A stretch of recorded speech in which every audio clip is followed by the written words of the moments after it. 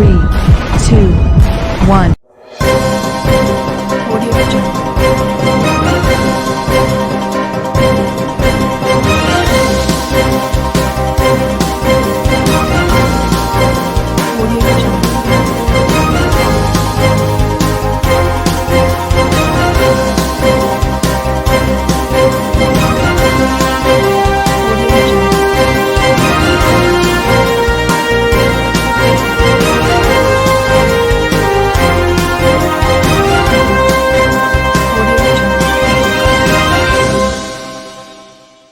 नमस्कार, मैं हूं नरेश राघानी और आप देख रहे हैं हॉराइजन न्यूज।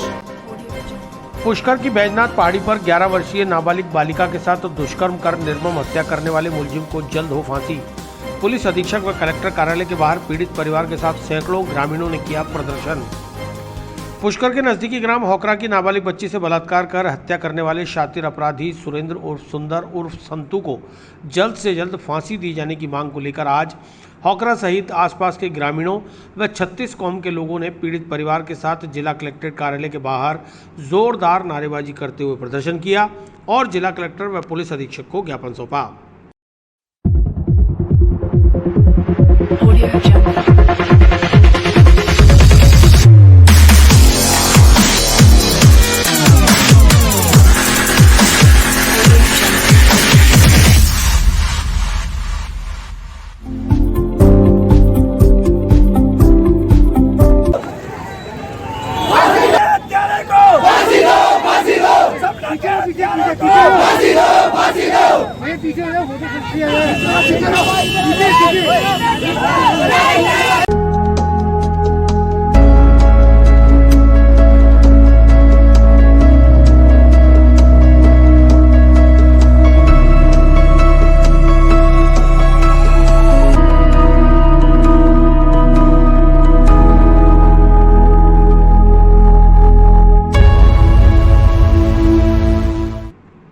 ग्रामीणों ने बताया कि पीड़ित परिवार को आरोपी परिवार के लोग व रिश्तेदार जान से मारने की धमकियां दे रहे हैं, साथ ही गवाहों को भी मारने की धमकी दी जा रही है। इसके अलावा आरोपी परिवार के नंगा सिंह, गुमानी देवी, रवि, आरोपी सुरेंद्र उर्फ संतू का जीजा खानपुरा निवासी, यह सभी एक राय होकर पीड़ित परिवार को राजीनामा करने और केस वापस लेने के लिए धमका रहे हैं। उनका कहना है कि अभी तो एक बेटी को खोया है, धीरे धीरे पूरे परिवार को जान से खत्म कर देंगे। इससे ग्रामीणों और परिवारजनों में खासा आक्रोश है, इसलिए आरोपी को जल्द से जल्द फांसी देकर इस प्रकरण का पटाक्षेप किया जाए ताकि दूसरे अपराधियों के सामने भी एक नजीर पेश हो सके।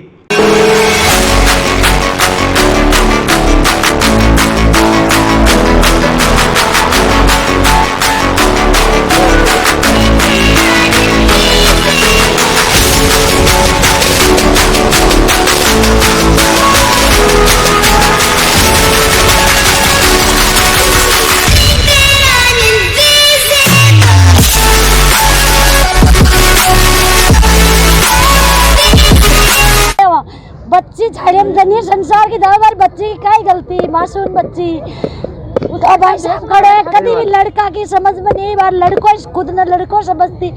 अगर कोई दुश्मनी तो मारो निकाल दो, बार पति निकाल दो। बच्ची की शहादत तो पुरुष ने सलूट कियो, संसार सागर सब आए बिनती है कि बेटी है दरबार नहीं दरबार तो मारा हाथ में सो आई है फांसी लागनी चाहे।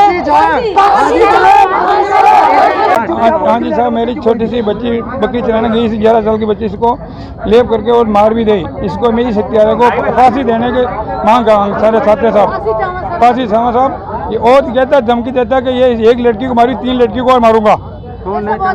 इसका संतू नाम है तेरा। इसने कोई दुश्मनी नहीं कहीं भी। अब अभी बोल रहा है कि मेरे और 3 लड़कियों को मारूंगा, और इसका माँ बाप बोल रहा है कि मेरे थाना मेरी जेब में, थाना तो मेरी जेब में है। मैंने आज भी 10-20 लाख रुपये अभी भेजा, थाने वाला मेरी जेब में, ऐसे बोल रहा है। छोटी लड़की का माँ बाप खान प्राला इसकी रवि नाम का, और धमकी देता इसका जुआई। ये कहता है ये तो थाने वाला तुम्हारी जेब में रखता हूँ, ऐसे कहता है। आज कौन से मिलना है? हाँ जी, कलेक्टर साहब से मिलना है। कलेक्टर यही ज्ञापन देने लिए है। बंद कर दियो, इसको कोई भी नहीं कर पाया। कहीं भी नहीं कर पाते ऐसे भाई चला तो क्या करेंगे फांसी देने में तुम लोग मैंने समझा कि मैं फांसी देऊंगा आपकी बेटी 11 साल की बताएगी नहीं तो मैंने समझा कि मैं जाती हूँ बेटी नहीं समझा की मैं फांसी लगाऊं मैं हत्या समझा की ये मगा वाला कर दो हम मगे वाले कर दो मगे वाले कानून को बदल दो।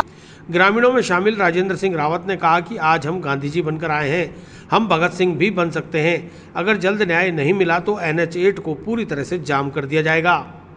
सर आज हम 36 को इकट्ठे हुए हैं, नहीं तो हमने जाति देखी ना बिरादरी देखी है। जो बेड़ सपना के साथ हुआ था, हम नहीं चाहते कि अजमेर शहर में क्या पूरे राजस्थान में ना कि इंडिया में केस ऐसा केस वापस हो। और उसको सर ना तो रिमांड पे लिया गया, ना ही उसको फांसी की हमें डेट कंफर्म हो रही है सर। तो हम सभी हाथ जोड़ के ये विनती करते हैं कि उसकी फांसी की डेट हमें कंफर्म बताई जाए कि कितने टाइम में उसको फांसी हो जाएगी सर। नहीं तो हम रोज करेंगे सर। इससे पहले भी हम लोग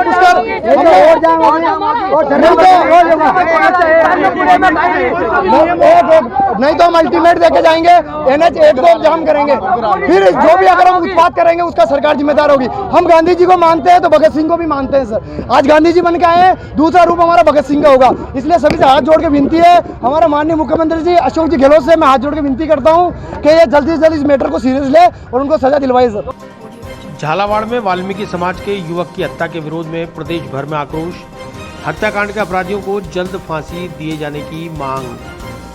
अजमेर जिले के वाल्मीकि समाज के युवाओं व विभिन्न सामाजिक राजनीतिक संगठनों के पदाधिकारी व कार्यकर्ताओं ने एकजुट होकर जिला कलेक्टर को मुख्यमंत्री के नाम ज्ञापन सौंपकर 1 जुलाई को झालावाड़ में हुए वाल्मीकि समाज के युवक की हत्या के अपराधियों को यथाशीघ्र गिरफ्तार कर कड़ी से कड़ी सजा देने की मांग की है।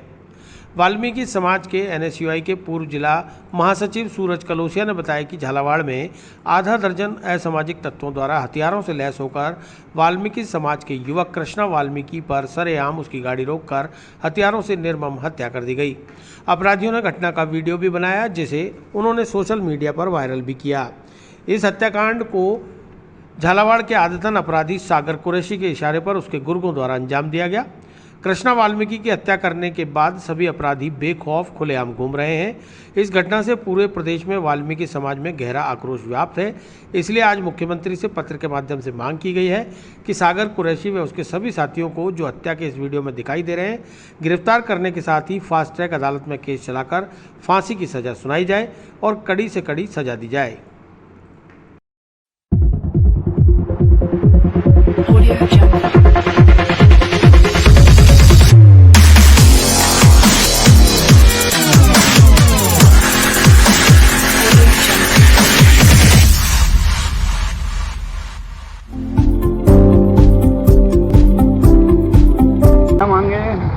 देखिए, गत दिनों झालावाड़ में कृष्णा वाल्मीकि के साथ कुछ असामाजिक तत्वों ने रास्ते में गाड़ी रोककर और लाठी डंडों से मारपीट की, जिसमें कृष्णा वाल्मीकि की मौके पर हत्या हो गई। आज उसके विरोध में अजमेर के युवाओं ने कलेक्ट्रेट पर विरोध प्रदर्शन कर कलेक्टर साहब को मुख्यमंत्री जी के नाम ज्ञापन दिया है और ये मांग करी है कि कृष्णा वाल्मीकि के हत्यारों को जल्द से जल्द फांसी मिले, नहीं तो अजमेर का वाल्मीकि समाज और राजस्थान का वाल्मीकि समाज पूरी सफाई व्यवस्था को ठप करेगा, जिसकी सारी जिम्मेदारी राजस्थान सरकार की होगी।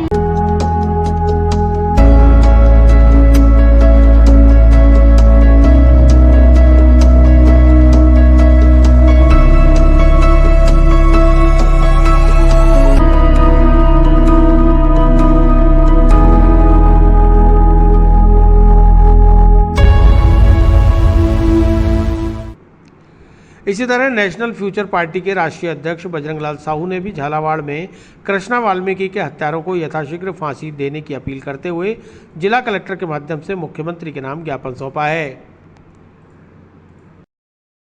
एक दलित युवा झालावाड़ के अंदर कृष्ण कुमार वाल्मीकि, जिसके 4 लोगों ने अज्ञात रूप से हत्या कर दी और उसकी मांग जगह जगह से हो रही है और हम भी वही मांग लेके आए हैं ताकि दलित समाज को इंसाफ मिले और उन 4 लड़कों को कड़ी से कड़ी सज़ा, मैं कहता हूँ कड़ी से कड़ी सज़ा ये है, उन्हें फांसी दी जाए ताकि ये संदेश पूरे राजस्थान के अंदर नहीं पूरे हिंदुस्तान के अंदर जाए और दलित समाज सुरक्षित रहे। यही नेशनल फ्यूचर पार्टी की मांग है और इसी मांग को लेकर आज हम कलेक्टर साहब के पास आए हैं और ज्ञापन देने के लिए आए हैं। प्रदेश में दलितों पर बढ़ते अपराधों के संदर्भ में महामहिम राज्यपाल के नाम कलेक्टर को सौंपा ज्ञापन। भारतीय जनता पार्टी अनुसूचित जाति मोर्चा शहर जिला के बैनर तले वरिष्ठ भाजपा पदाधिकारियों ने किया प्रदर्शन। भारतीय जनता पार्टी अनुसूचित जाति मोर्चा शहर जिला द्वारा भाजपा जिला अध्यक्ष डॉक्टर प्रियशील आड़ा, देहात अध्यक्ष देवीशंकर भूतड़ा, विधायक वासुदेव देवनानी, मेयर ब्रजलता हाड़ा, महिला मोर्चा जिला अध्यक्ष भारती श्रीवास्तव, जिला अध्यक्ष मुकेश कुमार खींची सहित वरिष्ठ भाजपा पदाधिकारियों के एक शिष्टमंडल ने महामहिम राज्यपाल के नाम कलेक्टर को ज्ञापन सौंपकर प्रदेश में दलितों पर हो रहे अत्याचार और अपराधों पर संज्ञान लेने की अपील की है। भाजपा नेताओं ने बताया कि पिछले 2.5 वर्ष में कांग्रेस के शासनकाल के दौरान प्रदेश में दलितों के खिलाफ अत्याचार बेतहाशा बढ़े हैं। अभी हाल ही में झालावाड़ में कृष्णा वाल्मीकि की पीट कर सरेआम हत्या कर दी गई। गंगानगर में किशनलाल मोची पर जानलेवा हमला, पाली में एक दलित युवक का सिर कुचलने की घटना, मांडलगढ़ में दलित युवक को पेड़ से बांधकर मारपीट करने की घटना, अलवर में दलित बच्ची के साथ बलात्कार की घटनाओं सहित प्रदेश के सभी इलाकों में दलितों पर अत्याचार और प्रताड़ना की निर्मम घटनाएं सामने आ रही हैं। इसलिए अनुसूचित जाति और जनजाति के लोगों के मन में भय व्याप्त हो रखा है। प्रदेश में कानून से विश्वास खत्म हो रहा है और अपराधियों का आत्मविश्वास बढ़ रहा है। इसलिए महामहिम राज्यपाल इन मामलों में संज्ञान लेकर सरकार के खिलाफ कार्रवाई करें।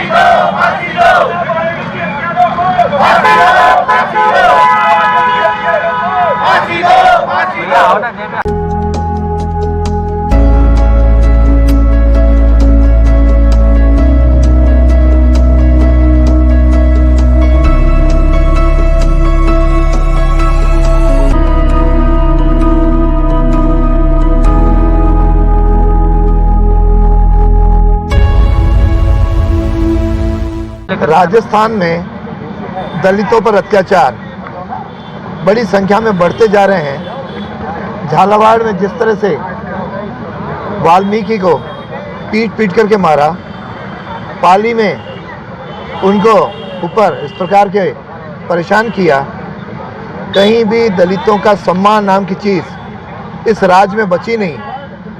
और गहलोत सर, अशोक गहलोत जो स्वयं गृह मंत्री भी हैं, वे 16 महीने से अपने आवास में बंद हैं। प्रदेश में क्या हो रहा है इसका कोई उन्हें भान नहीं कि अधिकारियों के भरोसे से वे ले रहे हैं। दलित समाज इस प्रकार के अत्याचारों को सहन नहीं करेगा। आज भारतीय जनता पार्टी के एससी मोर्चे की ओर से हम कलेक्टर को ज्ञापन देकर के सरकार को चेतावनी देना चाहते हैं, अब भी चेत जाओ। दलित समाज उठ खड़ा हुआ है और यदि आपने इसको तुरंत नहीं रोका तो इनकी आहों से और हमारे प्रयत्नों से आपकी सरकार बहुत दिनों तक चल नहीं पाएगी। इसलिए अब भी संभल करके इन अत्याचारों को बंद करो। राजस्थान वैसे भी अत्याचारों में नंबर 1 है, महिला अत्याचारों में 1 नंबर है और पीड़ितों पर बाकी एससी पर भी नंबर 2 पे है। इस प्रकार के दलितों पे अत्याचार हम सहन नहीं करेंगे, इसकी हम चेतावनी दे रहे हैं। वार्ड 19 शांतिनगर मलूसर रोड पर बस्ती और बाजार के बीच शराब का ठेका खोलने का लगातार हो रहा है विरोध। 6 दिन से बाजार बंद रखकर व्यापारियों व क्षेत्रवासियों ने किया कलेक्ट्रेट पर प्रदर्शन, सौंपा ज्ञापन।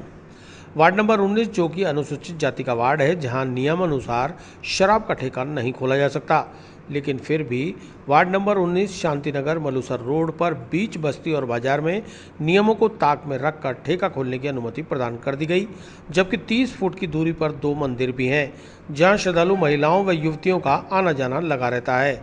शराब का ठेका खुलने से यहां लोगों की आस्था और शांति भंग होने का खतरा बना हुआ है। क्षेत्रवासियों ने आज ठेका हटाने की मांग को लेकर जिला कलेक्टर को ज्ञापन देकर जमकर प्रदर्शन किया और आबकारी विभाग व प्रशासन के खिलाफ नारेबाजी की। प्रदर्शनकारियों ने बताया कि पिछले 6 दिनों से ठेका हटाने की मांग को लेकर मलूसर रोड के सभी व्यापारियों ने अपनी अपनी दुकानें बंद कर रखी हैं। इसके अलावा क्षेत्र के लोग इससे पूर्व 2 बार जिला कलेक्टर को ज्ञापन दे चुके हैं, लेकिन अभी तक उनकी मांगों पर कोई सुनवाई नहीं हो रही। अब धीरे धीरे लोगों के सब्र का बांध टूटता जा रहा है।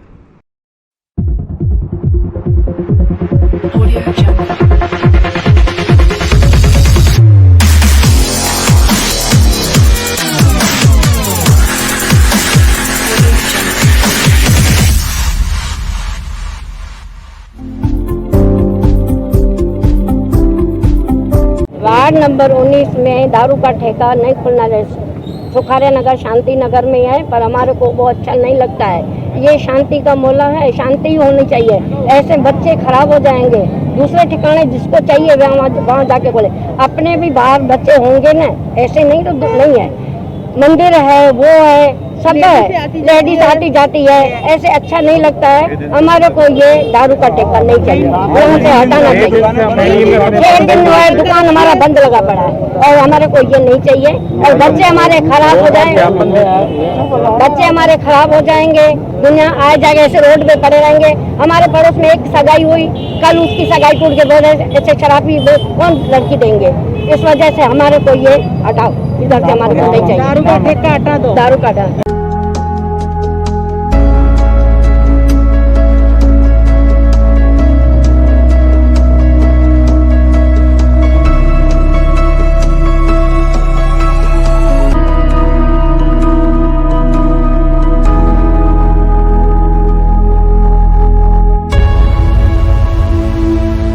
वार्ड नंबर 19 से हैं, शांति नगर मलूसर रोड से, और वहाँ पर हमारा यहाँ ये विरोध है कि वहाँ दारू का ठेका खुल रहा है। हम यहाँ पर 2 बार पहले ज्ञापन दे चुके हैं कलेक्टर साहब को और आबकारी विभाग साहब को, और आबकारी विभाग वाले आए भी थे वहाँ पर हमारे फेवर में कोई भी एक्शन नहीं लिया गया। हम ये चाहते हैं कि वहाँ पर शराब का ठेका नहीं खुलना चाहिए। इसके विरोध में हमने 5 दिन से दुकानें बंद रखी है। वहाँ दूध, सब्जी, मेडिकल सारी सुविधाएं बंद कर रखी है। हम दुकान के व्यापारी हैं, हम यही व्यापारी संघ और वहाँ के लोगों जो लोग हैं, नागरिक हैं, हम ये नहीं चाहते वहाँ पर शराब का ठेका खुले। बस आपसे यही गुजारिश है, वहाँ पर ठेके की परमिशन नहीं दी जाए और जल्द से जल्द बंद कर दिया जाए। मौलाना आज़ाद राष्ट्रीय उर्दू विश्वविद्यालय के पूर्व चांसलर जफर सरेसवाला ने की दरगाह ज़ियारत। खादिम अफसान चिश्ती ने ज़ियारत कराकर दस्तारबंदी की, तबर्रुक किया भेंट। प्रधानमंत्री नरेंद्र मोदी के खास समाजसेवी, व्यापारी और मौलाना आज़ाद राष्ट्रीय उर्दू विश्वविद्यालय के पूर्व चांसलर जफर सरेसवाला ने सोमवार को परिवार के साथ सूफी संत ख्वाजा मोइनुद्दीन हसन चिश्ती की दरगाह में हाजिरी देकर दुआ की। सरेसवाला परिवार को दरगाह ज़ियारत खादिम अफसान चिश्ती ने करवाई और दस्तारबंदी कर दरगाह का तबर्रुक भेंट किया। सरेसवाला परिवार ने दरगाह की शाहजहानी मस्जिद में 2 रकात नमाज भी अदा की। इस मौके पर दरगाह की अंजुमन सैयदजादगान की जानिब से सरेसवाला परिवार का इस्तकबाल किया गया। पत्रकारों से बात करते हुए जफर सरेसवाला ने कहा कि तालीम व तरबियत के लिए काम कर रहे हैं। शिक्षा हासिल करना सबकी पहली प्राथमिकता होनी चाहिए।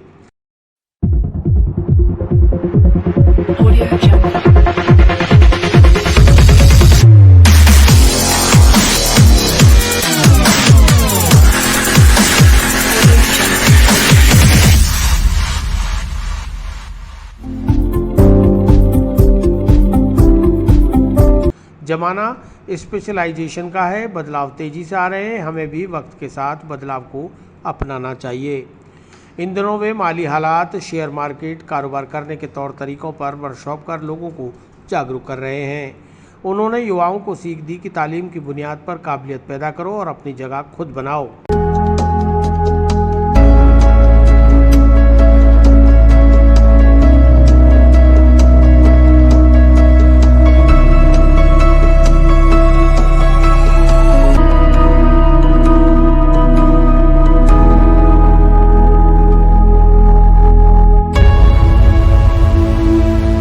अभी तो शुरू करने से पहले मेरी एक तमन्ना थी कि भाई सबसे पहले ख्वाजा साहब के दरबार में जाना है, और अल्लाह ने यानी ज़िंदगी की तमन्ना थी कि भाई यहाँ तो जाना ही है, और आज अल्लाह ने मौका दिया और अफशान भाई ने माशाल्लाह बहुत आसान कर दिया वरना लोग बता रहे थे कि पहुंच ही नहीं पाओगे तुम अंदर इतना, लेकिन आज अल्लाह आपको जज़ाए खैर दे। तो ये एक अच्छी शुरुआत है काम की। और असल में हम लोग ये तालीम और तरबियत के नाम से जो प्रोग्राम चला रहे हैं, अब तक हमने 48 शहरों में किया है। ये इंशाल्लाह 49वां हम जयपुर में करेंगे। तो देखिए, मेरा असल मकसद ये है कि हम लोग तालीम से बहुत दूर है, इसलिए मसाइल अगर आप हिसाब लगाओगे तो बहुत सारे मसले हैं, लेकिन कहाँ से शुरू करो। तो मैं इस नतीजे पे पहुँचा हूँ कि सबसे पहले और सबसे आसान जो है, जो हम सब कर सकते हैं, वो तालीम है। अगर हमने तालीम को पहले काबू पा लिया तो जिसको हम अंग्रेज़ी में कहते हैं everything else will fall in place. यानी एक बोलते हैं ना भाई, बीच भाई आपका पूरा जो एक खैमा गिर गया है, तो सबसे अक्लमंदी क्या है कि भाई बीच का जो खैमा है उसको लगा दो, तो बाकी आसान हो जाएगा। तो ऐसे ही हमारा जो बिगड़ा हुआ है मामला, उसका सबसे आसान और बीच का जो खैमा है वो तालीम है। अगर हमने तालीम पे काबू पा लिया तो बाकी चीज़ें आसान हो जाएंगी। देखिए, तालीम तो एक तो ये है कि हम पहले तो बेदारी पैदा करते हैं कि भाई तालीम कितनी अहम है। यानी माँ बाप के अंदर भी ये बात आए कि देखो, चाहे अभी सब चीज़ों को छोड़ दो, अपने बच्चों को तालीम याफ्ता बनाओ और आला तालीम। इसलिए कि ये दौर जो है, अब भाई किसी ज़माने में आप पढ़े लिखे हो या नहीं पढ़े लिखे, दस्तखत आती है नहीं आती, अब ये कुछ नहीं चलेगा। अब ये ज़माना स्पेशलाइजेशन का है। और रोज़ देखिए, ज़माना बड़ी तेज़ी से चल रहा है। आप देखेंगे ये आज जो मोबाइल फ़ोन है आपके हाथ में, ट्विटर है, फेसबुक है, व्हाट्सएप है, जिसका तस्वुर भी आप 5 साल पहले कर सकते थे। तो दुनिया में तगय्युरात बहुत तेज़ी से कैसे मुकाबला कर सकें, तो उसके लिए जो हमने चुना है कि एक तो है फाइनेंशियल लिटरेसी, यानी मालियात कैसे सही हो हमारी। जो आमतौर से हमने देखा है मुसलमानों में, हिसाब किताब नाम की कोई चीज़ ही नहीं है। भाई क्या आया क्या गया, हम हिसाब किताब बैलेंस शीट मेंटेन करते नहीं करते। बैंककारी क्या है। दूसरा कैपिटल मार्केट, स्टॉक मार्केट, जिस शेयर बाज़ार जिसको कहते हैं, एक बहुत बड़ी दुनिया है जहाँ हम है ही नहीं, हम इतने नाशना है कि हमें उसके बारे में पता ही नहीं है। और तीसरा, भाई कारोबार कैसे किया जाए। एक दिमाग में अगर जहन में आइडिया है, उस आइडिया को तब्दील कारोबार में हम कैसे करें। भाई जैसा आप व्हाट्सएप है, ये किसी ज़माने में एक आइडिया था, ट्विटर है, ये आइडिया था, लेकिन आज ये $multi-billion कारोबार बन गया है। तो हमारे भी दिमाग में जो आइडिया आते हैं, वो आइडिया को हम कारोबार में कैसे तब्दील करें।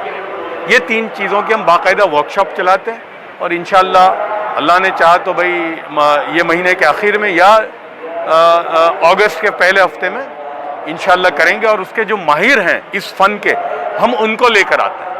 वो उसकी तालीम बच्चों को या हमारा जो तबका है उनको हम देंगे इंशाअल्लाह। आप शिक्षा को लेके इतनी बातें कर रहे हैं। और देखिए, मैंने कहा था कि शुरुआत अजमेर से करनी है, इसलिए मैं दरगाह शरीफ में आया। ख्वाजा साहब के दरबार में हाज़िरी बड़ी ज़िंदगी की एक तमन्ना थी।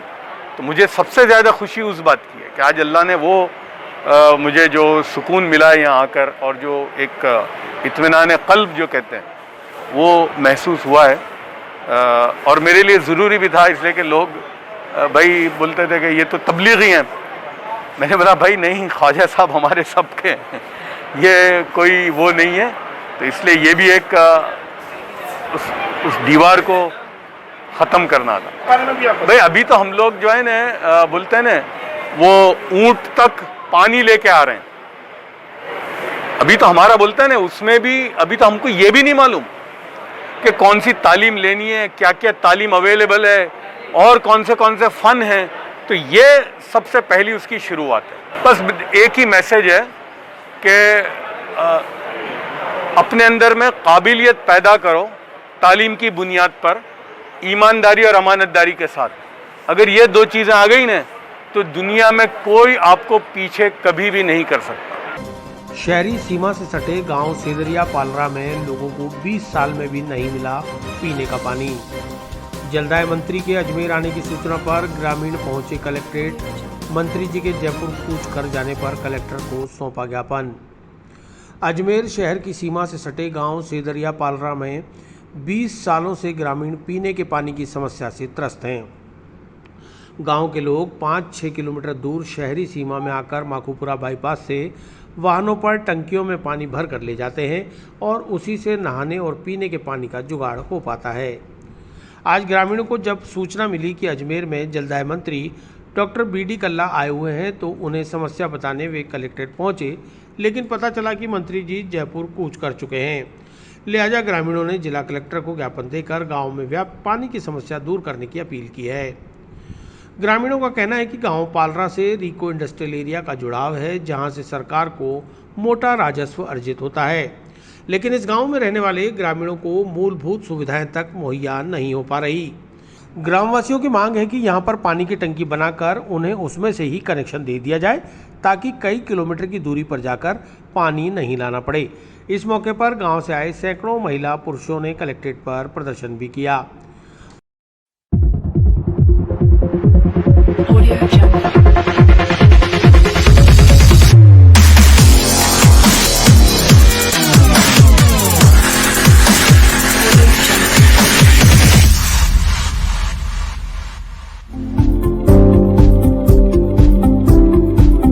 मोहल्ले में टंकी नहीं है, पानी पाइपलाइन जा रही है, पालरा जा रही है, वहाँ से रिटर्न होके भी आ रही है, लेकिन हमारे मोहल्ले में टंकी नहीं। कनेक्शन चाहिए हमारे। तो क्या मानते हो कि टंकी लगाई जाए? टंकी लगाई जाए या घर घर कनेक्शन चाहिए। हम टंकी लगा के घर घर कनेक्शन, टंकी लगा के घर घर कनेक्शन दिए जी।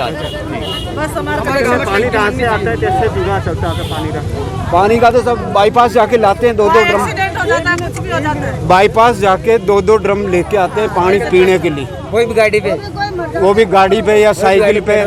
बड़ी परेशानी है हमारे गांव में पानी की कुछ भी व्यवस्था नहीं। पहली बात ये है, और जबकि हमारे गांव में से होकर पाइपलाइन आगे पालरा गांव में जाती है, फिर भी हम लोग 20 साल से, जैसे 20 साल पहले से पाइपलाइन जा रही है, लेकिन हमें हमारे गांव में सिर्फ 2 टंकी बनी हुई है और 3,500 की पॉपुलेशन है। उसके बाद फिर भी वो टंकियाँ बढ़ती है, कभी 15 दिन में, कभी महीने में, कभी 8 दिन में भी बढ़ जाती है।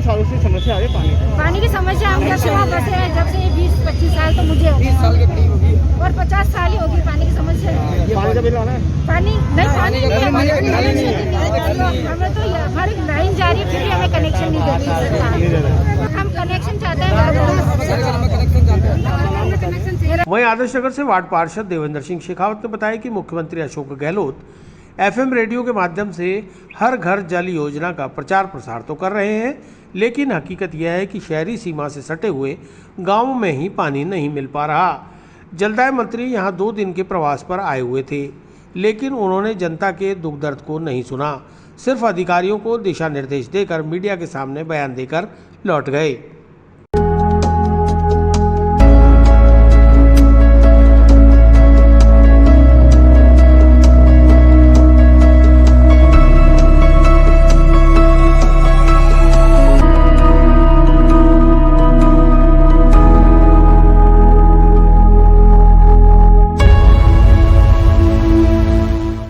कलेक्ट्रेट के ऊपर आदर्श नगर के आगे एक गांव है सेदरिया पालरिया। वैसे तो पुष्कर विधानसभा के अंदर ये गांव आते हैं, किंतु सरकार की अकर्मण्यता के कारण, राज्य सरकार की, क्योंकि जहां एक और राज्य सरकार ढिंडोरा पीट रही है, घर घर शुद्ध जल के और रेडियो पे और FM पे ऐड दे रही है, वहीं पर सरकार की कमाऊ कूद होने के नाते ये गाँव, क्योंकि सेदरिया और पालरा के अंदर राजस्थान रिको इंडस्ट्रियल एरिया है और वहाँ की ज़मीनें एक्वायर करके अरबों खरबों रुपए में सरकार ने ज़मीनें तो बेच दी, लेकिन वहाँ की जनता का किसी प्रकार से कोई निराकरण नहीं कर रहे हैं। और 25 साल से सेदरिया गांव के लोग जल के लिए मोहताज हो रखे हैं। आज उसी लिए ग्रामीण लोग यहाँ इकट्ठे हुए। और देखिए ना, बीडी कल्ला जी को दौरा को ये दिखाइए आप। अब ये तो मैं कह रहा हूँ ना, AC चैम्बर में बैठ के तो सरकार कुछ भी कर सकती है, चला रही है सरकार। सिर्फ सरकार कहाँ चल रही है? क्वारंटाइन CM होम में 2 महीने से सरकार जिस जनता के अंदर, मुख्यमंत्री जनता से नहीं मिल सकता, वो क्या किससे क्या मिलेगा? सिर्फ अपनी सरकार बचाने के लिए चल रहे हैं। और ये है सरकार। बीडी कल्ला जी को बताइए कि ये जन समस्या है। अब वो कह रहे हैं कि अगर ये नहीं है तो उसका क्या इलाज है? ये प्रत्यक्ष को प्रमाण की जरूरत नहीं है। मैं कह रहा हूँ ना, AC हॉल में अभी कल कल्ला जी प्रेस कॉन्फ्रेंस करके चले गए, आप लोगों को बुला लिया जनता से। ये देखिए ना, मैं प्रत्यक्ष को प्रमाण की जरूरत नहीं है। अब इससे मैं क्या बताऊँ? कल्ला जी को ये बताइए कि आज अगर कोई सच्चा और हितैषी कांग्रेसी है तो जनता के इस प्रदर्शन को वहाँ कल्ला जी के भेजे, तब मालूम पड़ेगा कि जल की क्या समस्या है। और मैं कह रहा हूँ, सरकार ने जमीनें बेच दी पूरी रिको इंडस्ट्रियल एरिया की, सेदरिया और पालरा की पूरी जमीन एक्वायर करके बेच दी, लेकिन पानी के लिए मोहताज पूरे गाँव में। ओला कैब कंपनी पर पार्टनर्स और ड्राइवर्स ने लगाया शोषण का आरोप। अजमेर में कंपनी का कोई प्रतिनिधि नहीं होने पर जिला कलेक्टर से ज्ञापन के जरिए हस्तक्षेप की मांग। सोमवार को ओला कैब कंपनी से संबद्ध ड्राइवर्स और पार्टनर्स ने जिला कलेक्टर प्रकाश राज पुरोहित को ज्ञापन देकर हस्तक्षेप करते हुए उन्हें राहत दिलाने की अपील की है। ओला कैब कंपनी के ड्राइवर का प्रतिनिधित्व कर रहे बबलू ने बताया कि ओला एक ऑनलाइन कैब टैक्सी सर्विस है, जिसके जरिए उन्होंने अपनी टैक्सियों को कई वर्षों से जोड़ा हुआ है। पिछले कुछ महीनों से डीजल और पेट्रोल की कीमतों में अविश्वसनीय वृद्धि हुई है, जिससे उन्हें भारी आर्थिक नुकसान उठाना पड़ रहा है। वहीं कंपनी ने व्यावसायिक प्रतिस्पर्धा के चलते अपने किराए में कमी कर दी है, इसलिए उन्हें जेब से डीजल पेट्रोल के दाम भरने पड़ रहे हैं। ओला कंपनी का अजमेर में जो ऑफिस था वह पिछले लॉकडाउन में ही बंद कर दिया गया। अब कर्मचारियों को अपनी बात रखने के लिए ऑनलाइन संपर्क करना पड़ता है, जहां से उन्हें सिर्फ आश्वासन मिलता है। इसलिए जिला प्रशासन व सरकार उनकी कोई मदद करे, जिससे कि उन्हें आर्थिक नुकसान नहीं उठाना पड़े। कंपनी ने कोरोना का हवाला देकर पहले ही अधिकतर गाड़ियों को हटा दिया है, जबकि इंसेंटिव बंद कर दिया गया, यात्री किराया घटा दिया, प्राइवेट बुकिंग पर पेनल्टी लगाकर लूटा जा रहा है। ऐसे में करें तो क्या करें।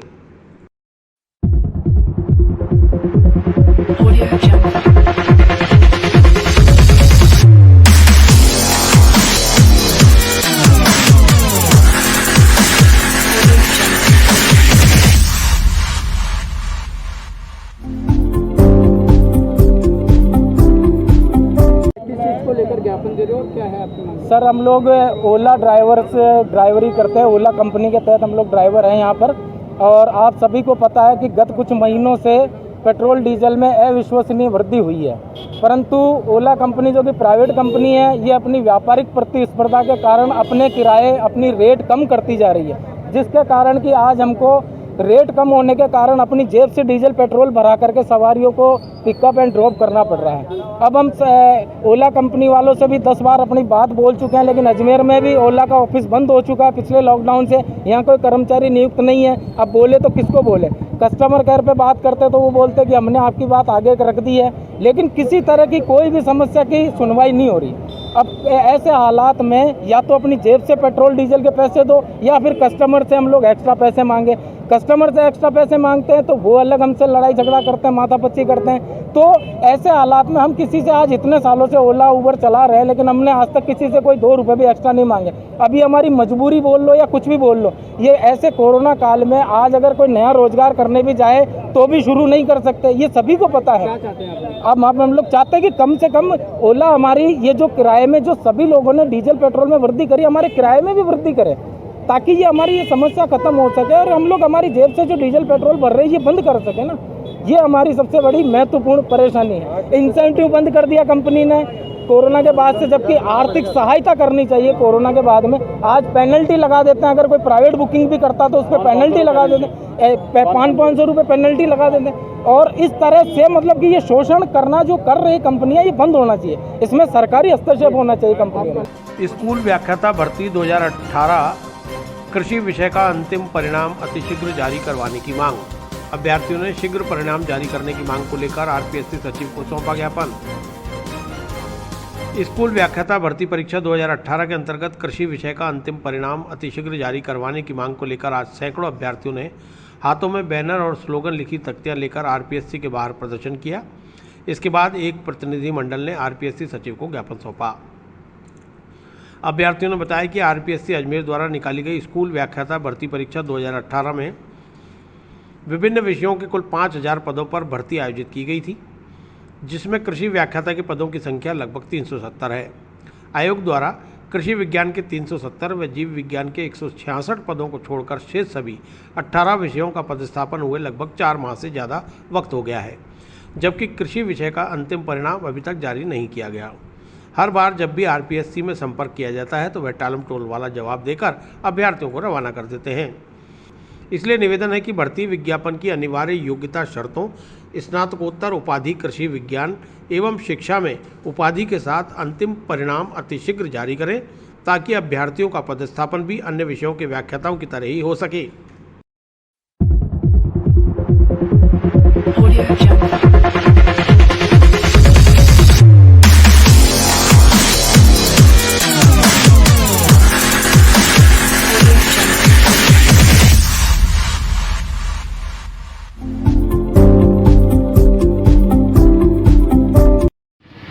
मैं हम यहाँ पे हमारे साथियों के साथ कृषि व्याख्याता परिणाम 2018 4 साल हो गए हैं लगभग विज्ञप्ति को निकले हुए और रिजल्ट का वेट कर रहे हैं अभी तक। और आरपीएससी खेला खेल रही है हमारे साथ, ये लेटर वहाँ जा रहा है, बीकानेर निदेशालय हम जाए, सचिवालय के हम चक्कर लगा रहे हैं, पर मैं और मेरे साथी सभी आर्थिक रूप से त्रस्त हैं, मानसिक रूप से त्रस्त हैं। और आरपीएससी डेट पर डेट दे रही है कि नेक्स्ट वीक आ जाएगा, प्रोसेस में नेक्स्ट वीक आ जाएगा, और हमारा परिणाम जारी नहीं कर रही है। मैं यही कहना चाहूँगा सरकार से और आरपीएससी से कि हमारा जल्दी से जल्दी परिणाम जारी करें और नियुक्ति दें। धन्यवाद।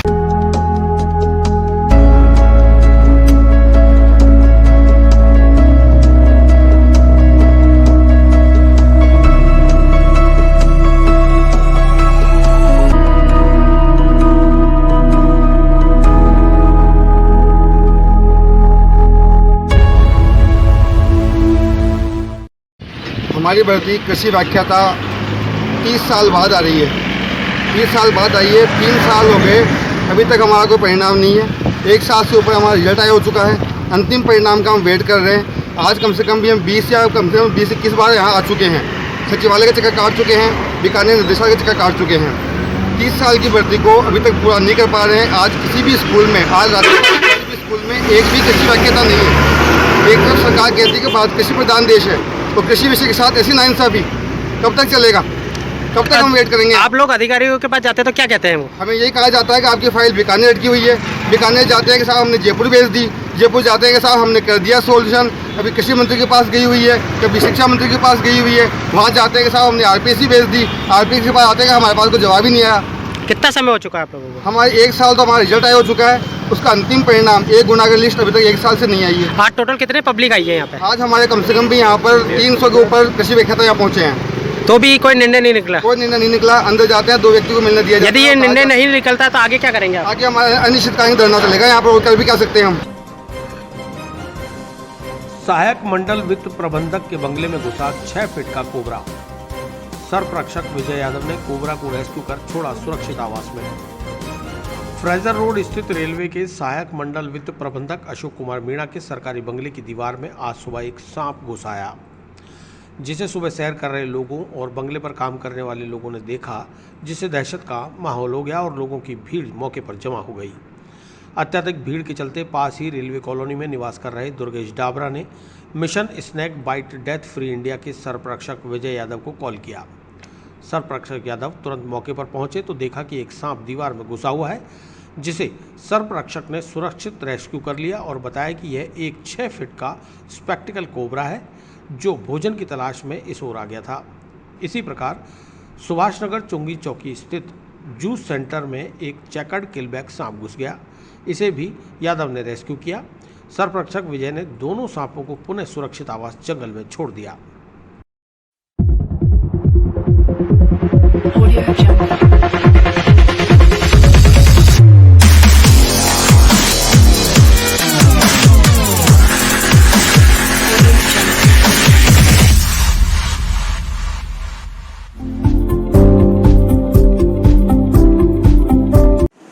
आज सुबह मेरे पास दुर्गेश जी का कॉल आया कि रेलवे फ्रेजर रोड पर रेलवे के एक अधिकारी हैं अशोक कुमार मीणा, उनके घर के अंदर जो एक दीवार है, दीवार में एक सांप घुसने की सूचना मिली थी।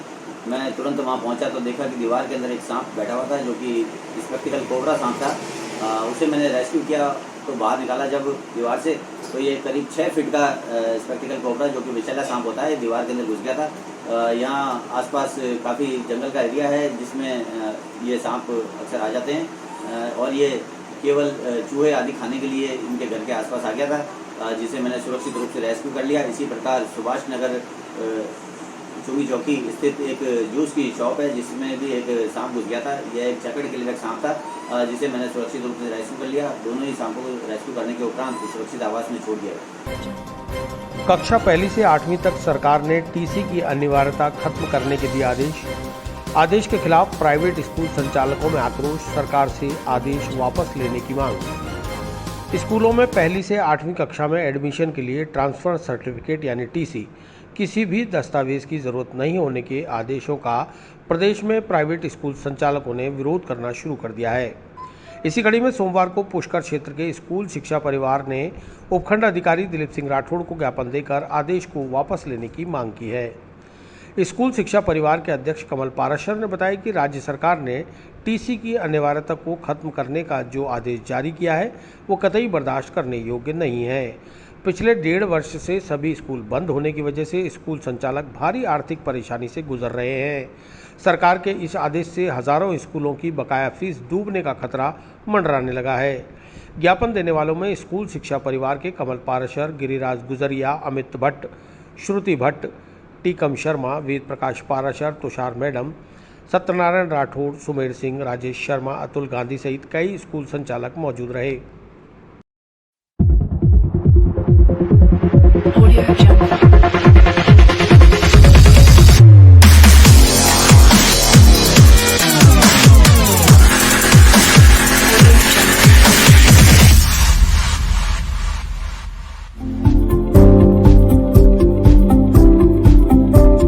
एसएसपी शिक्षा परिवार जयपुर के सानिध्य में पूरे राजस्थान में जिला स्तर पर, तहसील स्तर पर और एसडीएम कार्यालयों में बिना टीसी प्रवेश का जो आदेश जारी किया गया राज्य सरकार शिक्षा विभाग द्वारा, उसके विरोध में ज्ञापन दिया गया।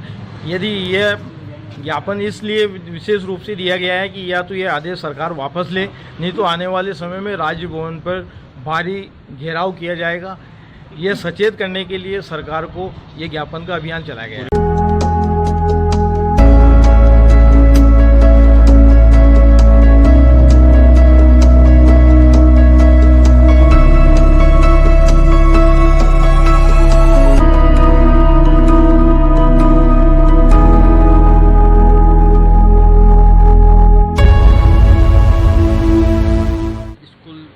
परिवार की तरफ से एसडीएम साहब को ज्ञापन दिया गया कि सरकार ने कुछ दिन पूर्व में बिना टीसी के सरकारी स्कूल में प्रवेश के लिए पहली से लेकर 8वीं क्लास तक के बच्चों के लिए प्रवेश चालू कर दिया था। इसके विरोध में आज हमें पूरे राजस्थान में सारी एसडीएम ऑफिस कार्यालय में कांग्रेस प्रत्याशियों के घर पे और कांग्रेस प्रत्याशी जितने भी जन हैं उनके लिए हम ज्ञापन दे रहे हैं और तहसील वगैरह के ज्ञापन दे रहे हैं और हम विरोध दर्ज करना है कि ये तुगलकी फरमान वापस लिया जाए। राजस्व मंडल के विखंडन के विरोध में व्यापारियों का हस्ताक्षर अभियान।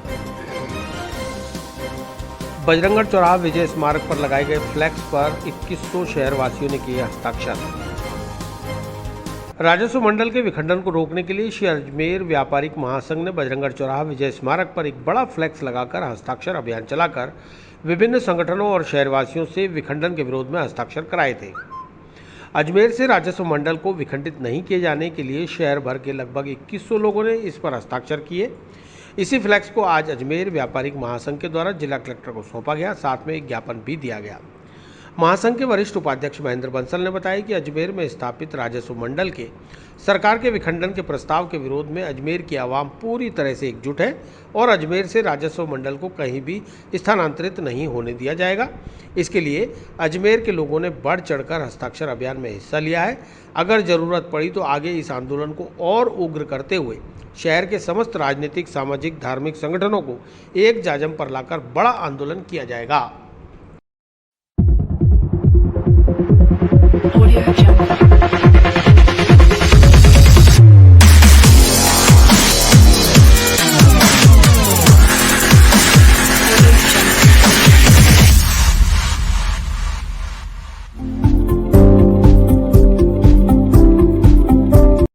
श्री अजमेर व्यापारी महासंघ के द्वारा शनिवार को एक हस्ताक्षर अभियान चलाया गया था। राजस्व मंडल का जो अजमेर से विघटन हो रहा है, उस विघटन को व्यापारी वर्ग कतई बर्दाश्त नहीं करेगा।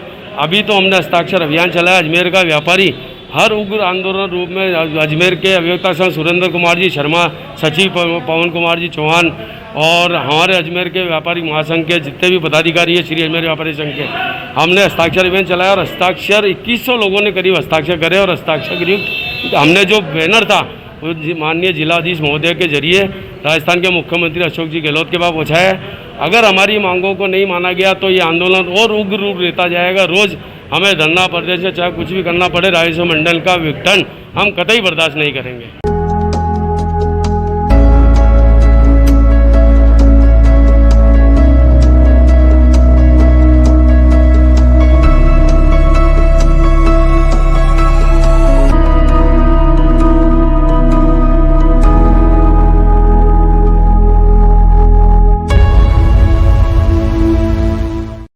व्यापार संघ की ओर से शनिवार को हस्ताक्षर अभियान प्रारंभ किया गया था। उसमें 2100 हस्ताक्षर जनता द्वारा किए गए का बैनर और ज्ञापन आज हमने कलेक्टर साहब को राज्य सरकार के पास भेजने के लिए प्रेषित किया है। कलेक्टर साहब ने कहा मैं इसको तुरंत सरकार के पास भिजवा दूंगा। सुभाष नगर रेलवे ट्रैक पर हुआ दर्दनाक हादसा, चाचा भतीजे की हुई मौत। सोमवार सुबह 5 बजे सुभाष नगर फाटक के पास ट्रैक पार करते समय ट्रेन की चपेट में आए दोनों।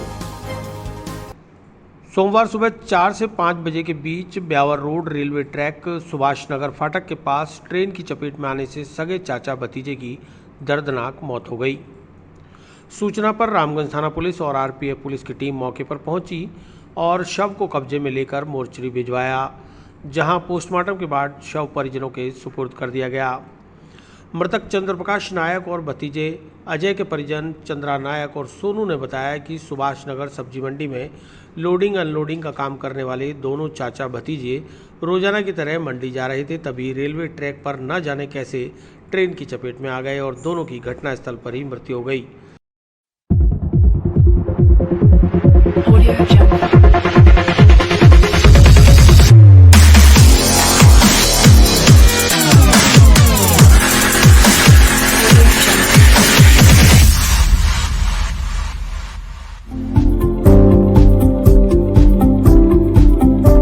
भतीजा अजय खरवा का रहने वाला है, जो पिछले 10-15 दिन से अजमेर में ही रह रहा था और चाचा के साथ मंडी में काम कर रहा था। बहरहाल पुलिस मामले की तफ्तीश में जुटी हुई है।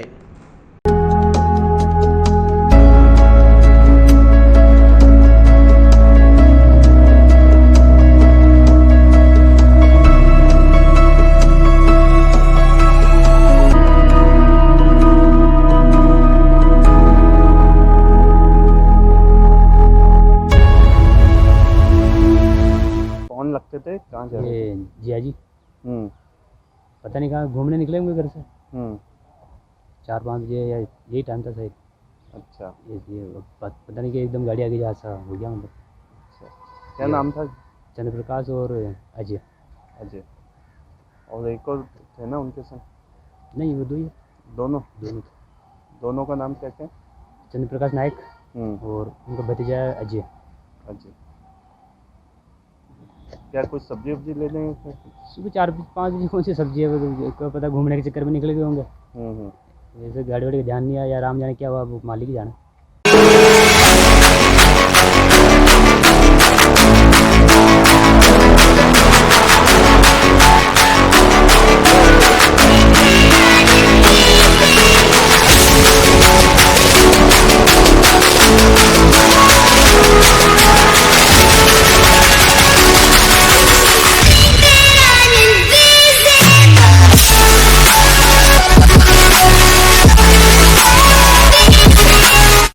मंडी से आ रहा था इसका उसमें आ गए चले।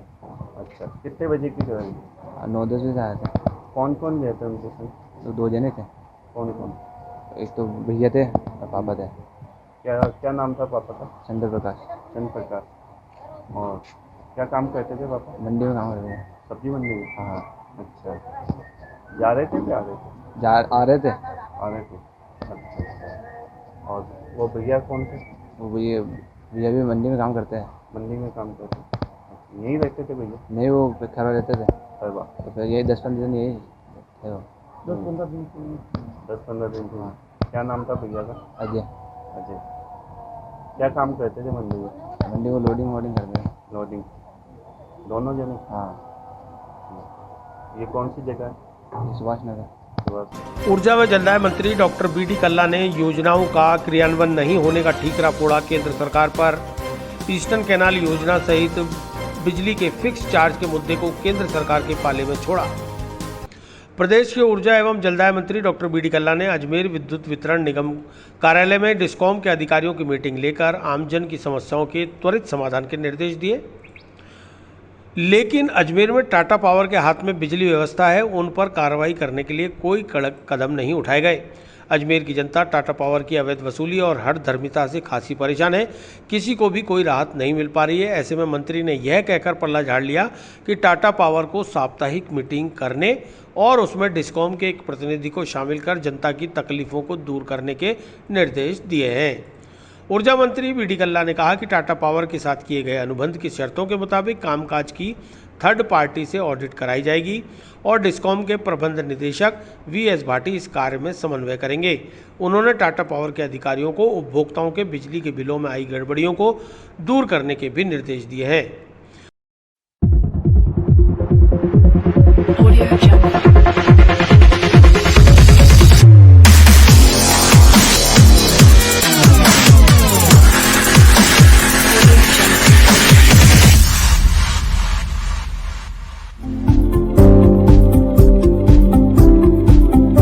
देखिए, कोविड के काल में हमने बिजली के बिलों को स्थगित कर दिया था और केंद्रीय मंत्री जी R.K. सिंह जी से मैंने 4-5 बार टेलीफोन पे बात की और उनको ये कहा कि ज़्यादातर लोगों की मांग ये है कि फ़िक्स चार्ज को वेव किया जाए।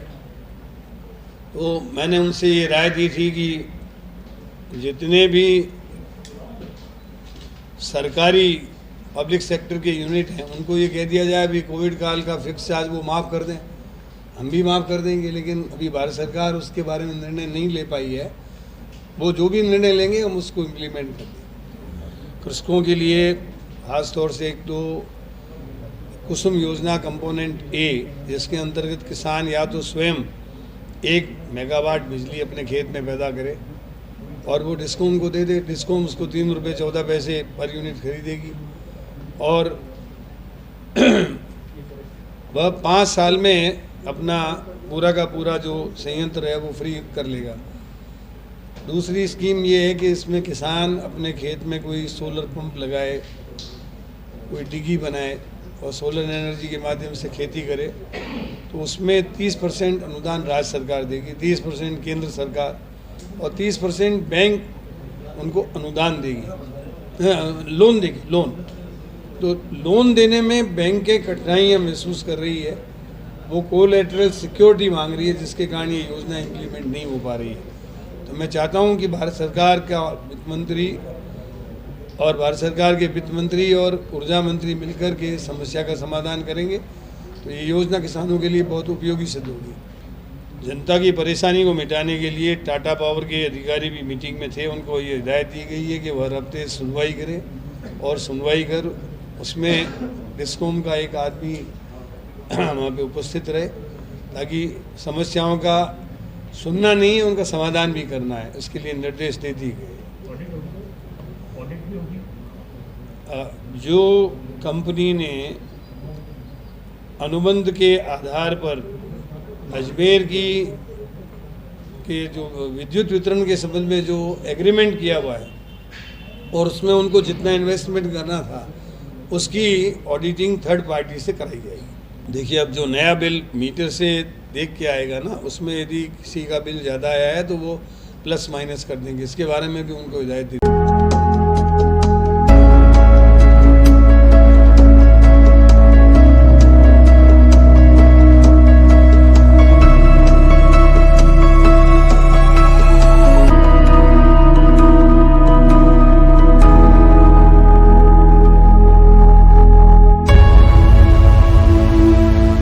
वहीं जलदाय मंत्री डॉक्टर बी डी कल्ला ने जलदाय विभाग के अधिकारियों को निर्देशित किया है कि आमजन को बीसलपुर से पर्याप्त जलापूर्ति समयबद्ध कराई जाए।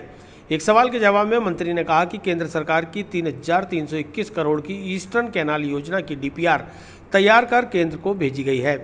प्रधानमंत्री ने इसे राष्ट्रीय घोषणा बनाने के लिए कहा था, लेकिन अभी तक इसे मंजूरी नहीं दी गई। इस योजना के शुरू हो जाने से अलवर, भरतपुर, सवाईमाधोपुर, टोंक सहित 13 जिलों को पेयजल आपूर्ति सुनिश्चित हो पाएगी। बीसलपुर बांध से अन्यत्र जिलों को पानी दिए जाने के सवाल पर मंत्री का कहना था कि राज्य सरकार ने नवनेरा बांध की स्वीकृति दे दी है। इससे बीसलपुर बांध में पानी की आवक बढ़ने के साथ ही अजमेर जिले की आपूर्ति भी बढ़ेगी, साथ ही 13 जिलों की तकदीर भी बदलेगी। इसके लिए ईस्टर्न कैनाल प्रोजेक्ट का 37,212 करोड़ की योजना भारत सरकार को हमने DPR बनाकर भेजी हुई है। भारत सरकार को निर्णय लेना है कि उसको वो कब शुरू करे। भारत के प्रधानमंत्री जी जयपुर में लोकसभा के चुनाव के वक्त आए थे। उन्होंने एक घोषणा की थी कि मैं इसको राष्ट्रीय योजना बनाकर इसकी क्रियान्वित करूंगा, लेकिन हम उस डेट का इंतज़ार कर रहे हैं जब वो इसको राष्ट्रीय योजना घोषित करेंगे। उससे न केवल अजमेर को बल्कि पूर्वी राजस्थान के 13 जिलों को और उनके गाँवों को पानी उपलब्ध हो सके। सर, बीसलपुर को बेसिकली जो फेस किया गया था, बनाया गया था, उसको अजमेर के लिए बनाया गया था। उसके बाद इसके पानी का वितरण हुआ और कई जिलों को, जहां तक राजधानी की भी प्यास को बीसलपुर ने बुझाया। आज हालात ये कि अजमेर के लोग प्यासे हैं, लगातार प्रदर्शन, शिकायतें का दौर जो जारी है। दोबारा प्रश्न पूछिए। बीसलपुर का जो डैम था वो बेसिकली अजमेर की प्यास बुझाने के लिए था, लेकिन जैसे आवश्यकता बढ़ी, राजधानी तक पानी पहुंचा, अन्य जिलों में पहुंचा, लेकिन अजमेर की जनता प्यासी रह गई।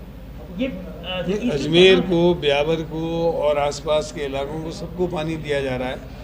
ईस्टर्न कैनाल प्रोजेक्ट में मैंने जैसे आपको बताया सरफेस वाटर पूरा राजस्थान को मिलेगा, तो उसमें अजमेर, ब्यावर और आसपास के ज़िलों को भी लाभ मिलेगा। इस बीच में माननीय मुख्यमंत्री जी ने नवनेरा बांध के निर्माण की स्वीकृति दी है, उसका पानी भी बीसलपुर में आएगा।